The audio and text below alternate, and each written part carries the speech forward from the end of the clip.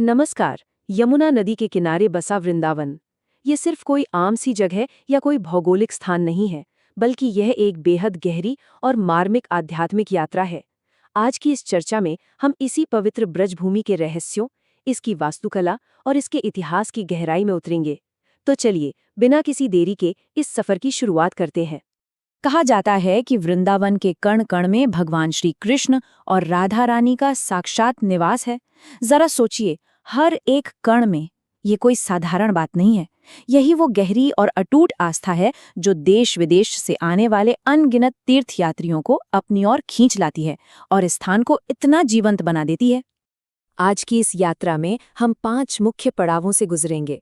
पहला, इस पवित्र वृंदावन की उत्पत्ति। फिर बात करेंगे यहाँ के प्राचीन मंदिरों और उनसे जुड़ी किंवदंतियों की। तीसरे पड़ाव में हम निधिवन के रहस्यों को समझेंगे। चौथे में यहाँ की भव्य वास्तुकला और भक्ति को देखेंगे। और अंत में जानेंगे कि यह पवित्र यात्रा पूरी कैसे होती है। चलिए आगे बढ़ते हैं।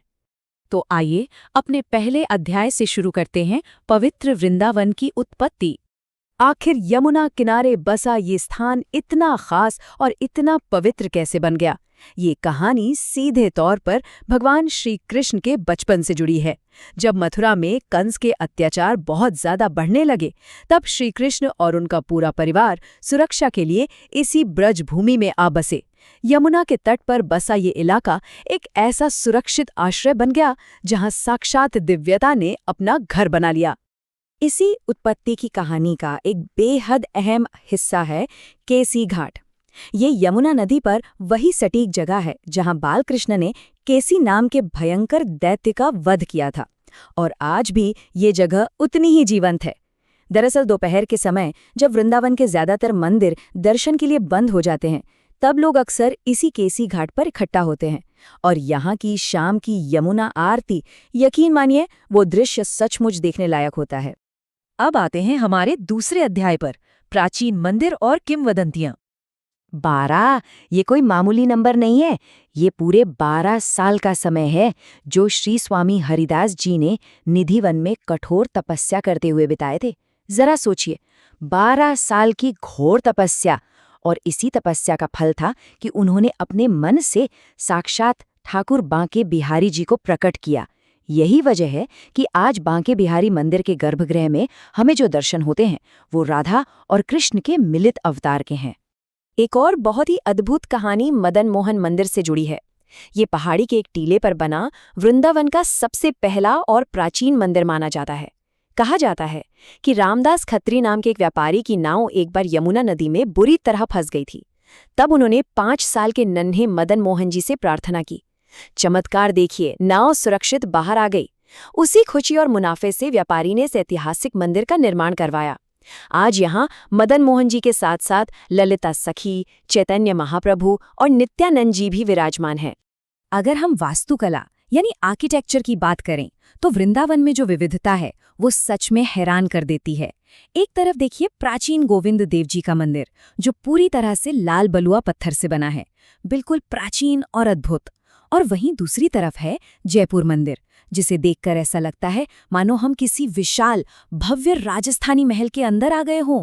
ये कॉन्ट्रास्ट यहाँ की ऐतिहासिक समृद्धि को कितने खूबसूरत तरीके से दिखाता है ना? वैसे गोविंद देव जी मंदिर का इतिहास किसी नाटकीय कहानी से कम नहीं है। 1590 में राजा मानसिंह ने इसे बनवाया था, और तब ये 7 मंजिला हुआ करता था।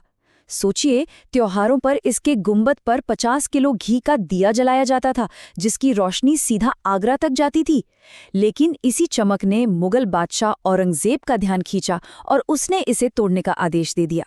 देवताओं को तुरंत जयपुर ले जाया गया और ये भव्य मंदिर करीब 200 सालों तक खंडहर बना रहा। गनीमत है कि आज इसे दोबारा इसके असली स्वरूप में संवारा जा रहा है। आइए अब चलते हैं तीसरे अध्याय की तरफ, निधिवन के रहस्य। निधिवन, जिसे तुलसी का वन भी कहा जाता है, ये यकीनन वृंदावन की सबसे रहस्यमयी जगह है। ऐसी गहरी आस्था है कि आज भी हर रात भगवान श्री कृष्ण और राधा रानी यहाँ रासलीला करने आते हैं। और सबसे दिलचस्प बात, माना जाता है कि इस वन के जितने भी पेड़ हैं वो रात होते ही गोपियों का रूप ले लेते हैं। इसीलिए शाम की 7 बजे वाली आरती के बाद ये पूरा वन पूरी तरह से बंद कर दिया जाता है और अंदर जाना सख्त मना होता है। और जरा इस रासलीला के स्केल के बारे में सोचिए। इस वन में महारास रचाने के लिए भगवान श्री कृष्ण ने कितने रूप धारण किए होंगे? 10? 100? नहीं, पूरे 16,801 रूप। ये नंबर सुनकर ही अंदाजा लग जाता है कि वो दिव्य नृत्य अपने आप में कितना विशाल और कितना अलौकिक रहा होगा। अब इस महारास को देखने की इच्छा सिर्फ इंसानों में थोड़ी थी। खुद भगवान शिव भी इस नृत्य को देखने के लिए इतने उतावले थे कि उन्होंने गोपी का रूप धारण कर लिया। आज उन्हीं भगवान शिव को गोपेश्वर महादेव के रूप में पूजा जाता है। और हाँ, ऐसा माना जाता है कि अगर वृंदावन आए और गोपेश्वर महादेव के दर्शन नहीं किए तो समझ लीजिए यात्रा अधूरी ही रह गई। अब रुख करते हैं अध्याय 4 का, भव्य वास्तुकला और भक्ति। प्राचीन काल और रहस्यमयी वनों से निकलकर अगर हम आज के वृंदावन को देखें तो भक्ति को दर्शाने के तरीके बिल्कुल बदल चुके हैं। 1835 का शाहजी मंदिर देखिए, सफेद मकराना पत्थर और उसके सर्पाकार यानी सांप के आकार वाले अनोखे खंभे। और इसकी तुलना में आधुनिक प्रियकांत जू मंदिर को देखिए, जिसे पूरी तरह से एक खिलते हुए कमल के आकार में बनाया गया है। दोनों ही अपने अपने तरीके से बेजोड़ हैं। भव्यता की बात हो और हम सबसे बड़े रंगनाथ जी के मंदिर का जिक्र न करें, ऐसा कैसे हो सकता है? इमेजिन कीजिए, इस मंदिर के मंडप के ठीक बाहर एक स्तंभ खड़ा है जो पूरे 490 किलो शुद्ध सोने का बना है। बिल्कुल सही सुना आपने, 490 किलो सोना। ये नंबर साफ तौर पर दिखाता है कि यहाँ भक्ति का पैमाना असल में कितना विशाल है। और इसी भव्यता का एक और जीता जागता उदाहरण है आधुनिक प्रेम मंदिर। इटालियन मार्बल से बने इस अद्भुत मंदिर को बनाने का बजट था पूरे 150 करोड़ रुपए। शाम ढलते ही जब इस पर लेजर लाइट्स पड़ती हैं तो ये मंदिर एक ऐसी अलौकिक सुंदरता पेश करता है कि नजरें हटाना मुश्किल हो जाता है। यहाँ के परिदृश्य में एक और विशाल संरचना 4 चांद लगाती है, और वो है माता वैष्णो देवी की 141 फीट ऊंची प्रतिमा। इतनी विशाल प्रतिमा वाले इस अद्भुत मंदिर को पूरा होने में पूरे 6 साल लग गए थे। और इसके अंदर जो 9 देवियों की गुफा बनाई रही है, उसकी खूबसूरती तो बस देखते ही बनती है। लेकिन यहाँ एक बेहद प्रैक्टिकल बात का भी ध्यान रखना जरूरी है। वृंदावन के ज्यादातर मंदिर दोपहर 12 या 1 बजे से लेकर शाम 4 बजे तक विश्राम के लिए बंद रहते हैं। इस्कॉन मंदिर जैसे स्थान सुबह 7 से 1 बजे तक और फिर शाम 4 से 8:30 तक ही खुलते हैं। तो इस यात्रा पर निकलने से पहले इन समयों को समझ लेना बहुत जरूरी है, ताकि दर्शन सही से और बिना किसी रुकावट के हो सकें। चलिए, अब बढ़ते हैं हमारे आखिरी और 5वें अध्याय की ओर, पवित्र यात्रा की पूर्णता। इतिहास, रहस्य और वास्तुकला के इन सभी अद्भुत पहलुओं को समझने के बाद सवाल आता है कि ये तीर्थयात्रा पूरी कैसे होती है। तो इसका जवाब है श्री राधा रमण जी का मंदिर। एक आध्यात्मिक यात्री के लिए इस जगह का महत्व बहुत बड़ा है, क्योंकि ऐसी मान्यता है कि यहाँ अकेले दर्शन करने का मतलब है श्री गोविंद देव जी, श्री गोपीनाथ जी और मदन मोहन जी, इन तीनों ही मंदिरों के दर्शन का फल एक ही बार में प्राप्त कर लेना।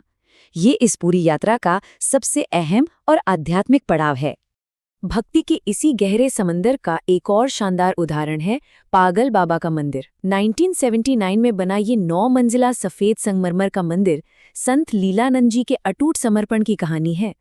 वो ठाकुर जी की भक्ति में इतने ज्यादा लीन रहते थे कि स्थानीय लोगों ने उन्हें प्यार से पागल बाबा कहना शुरू कर दिया था। ये 9 मंजिला इमारत सिर्फ ईंट और पत्थर नहीं है, बल्कि ये दिखाती है कि किसी इंसान की गहरी भक्ति कैसे एक इतना विशाल रूप ले सकती है। तो इन सब बातों के बाद आज की ये चर्चा हमें एक बहुत ही गहरे सवाल के साथ छोड़ जाती है।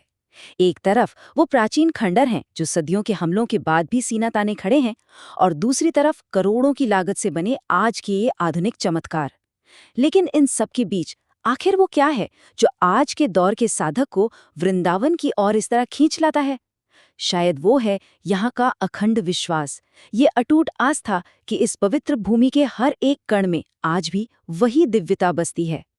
इस बारे में सोचिएगा जरूर, और इसी विचार के साथ हम आज की इस यात्रा को यहीं विराम देते हैं।